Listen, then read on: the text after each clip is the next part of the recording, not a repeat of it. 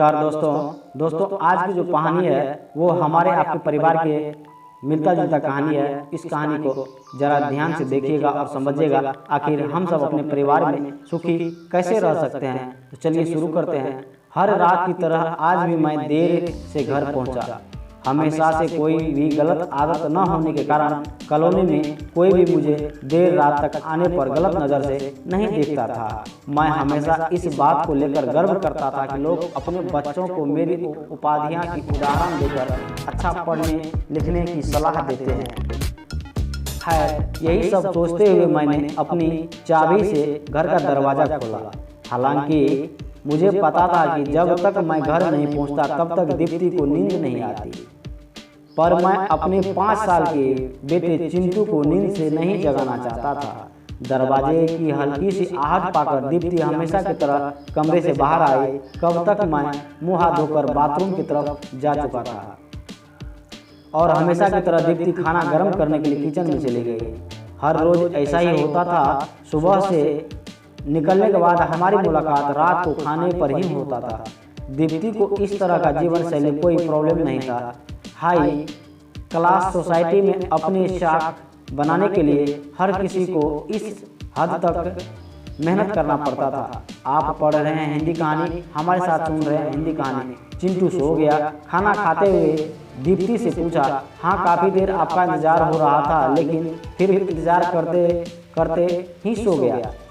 दीप्ति ने शिकायत भरे लहजे में कहा, लेकिन हर बार की तरह मैंने मुस्कुराकर बात को टाल दिया। अगली सुबह रात को देर से सोने के कारण हर रोज सुबह देर से उठता है, लेकिन जब तक वह उठता है तब तक चिंटू स्कूल चला जाता है। चिंटू की हमेशा शिकायत रहती है कि मैं उसे कभी बाहर घुमाने के लिए नहीं ले जाता और शायद इसी बात को लेकर वो मुझसे नाराज भी रहता है। हमेशा की तरह मैंने उठकर दीप्ति को आवाज़ लगाई और बाथरूम में घुस गया। थोड़ी देर में ही दीप्ति नहाने के लिए गर्म पानी ले आई। तुम नहीं होते आज मेरा क्या होता। हमेशा की तरह मैंने पानी को बाल्टी में लेते हुए अपना घिसा पीटा डायलॉग मारा और हमेशा की तरह ही दीप्ति को मुस्कुराते हुए खाने की तैयारी करने के लिए किचन में चली गई। खैर ऑफिस के लिए मैं तैयार होकर जब डाइनिंग टेबल पर आया तो चिंटू मुँह फैलाए बैठा हुआ था। क्या बात है जनाब, आज स्कूल नहीं गए? मैंने चिंटू से प्यारे भरे शब्द में हाथ घुमाते हुए बोला, आज संडे है। चिंटू ने गुस्से भरी आवाज में कहा, आपको समझ नहीं आता आज संडे है? आप हमारे साथ सुन रहे हैं पारिवारिक कहानी। काम की भागदौड़ में मैं यह सब भूल गया था कि आज संडे है और आज का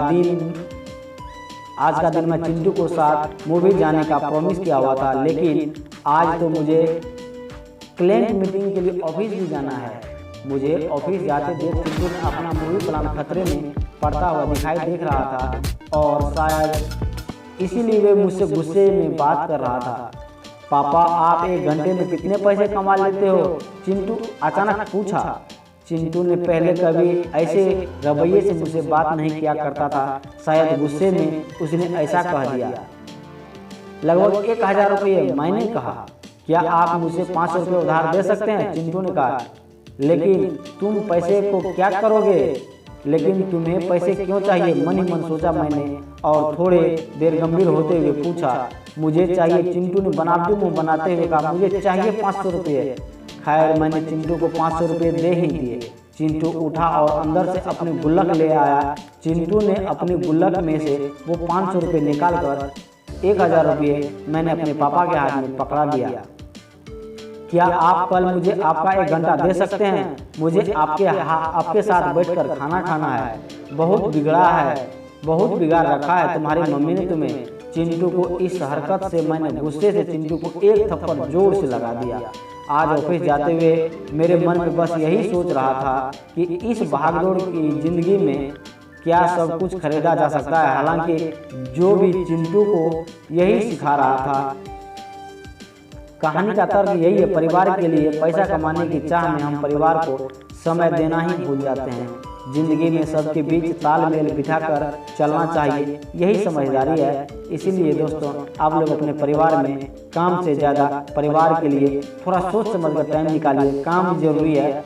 और परिवार भी जरूरी है। ऐसा कोई तरक्की निकालिए, ऐसा कोई तरकीब निकालिए कि दोनों के साथ मिलकर रह सके। ये कहानी अगर आपको अच्छी लगी है तो हमारे वीडियो को लाइक जरूर कीजिए। साथ साथ इसी तरह के इंटरेस्टिंग कहानी को देखने के लिए हमारे चैनल को भी सब्सक्राइब जरूर कीजिए। जय हिंद।